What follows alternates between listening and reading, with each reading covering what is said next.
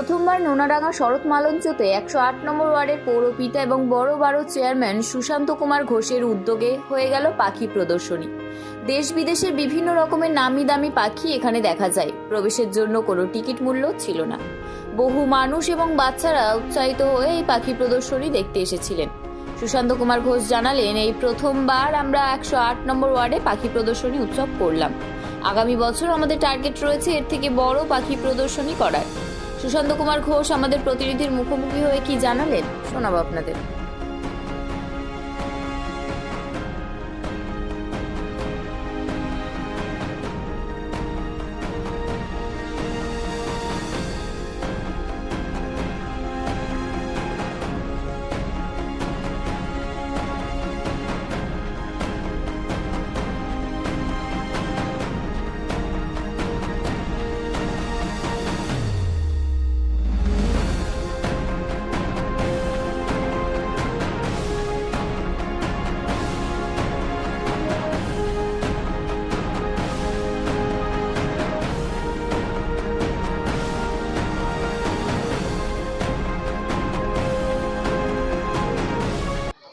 হ্যাঁ, এটা প্রথমত পিন্টু সঞ্জয় ওরা উদ্যোগ নিয়েছে।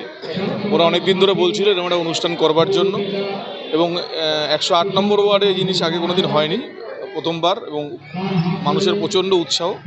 একসঙ্গে বাচ্চাদের ভালো লাগবে, বাচ্চারা আসবে, উপভোগ করবে। বিভিন্ন ধরনের প্যারটও রয়েছে, বিভিন্ন বিড়াল বিভিন্ন প্রজাতির রয়েছে, পায়রা বিভিন্ন প্রজাতির রয়েছে।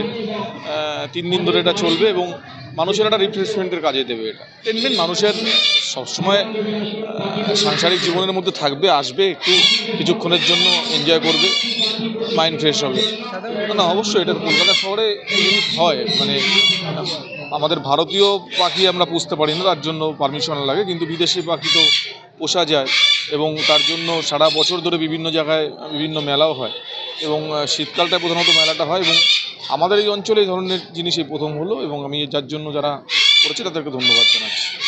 এত সুন্দর আয়োজন করেছেন আমাদের পৌরপিতা সুশান্ত কুমার ঘোষ, ওনার উদ্যোগে আজ পাখি প্রদর্শনী শুরু হয়েছে। তো এটা প্রথম বছর, আগামী বছর আরও কীভাবে বড় করা যায় উনি চিন্তাধারা করবেন, তো আমরা সেরকমভাবে সহযোগিতা হাত বাড়িয়ে কাজ করব। অর্গানাইজ যে করছেন সুশান্তদা, ওনার যোগাযোগের মাধ্যমেই এসছেন, ওটা আমরা বলতে পারবো না। আসতে আমরা স্বেচ্ছাসেবক হাতে হিসাবে আরও বড় করতে চাইছি। এটা বিনামূল্যে প্রবেশ করার জন্য কোনো টিকিটের সিস্টেম নেই। 2 তারিখ ফেব্রুয়ারি, 2 ফেব্রুয়ারি পর্যন্ত।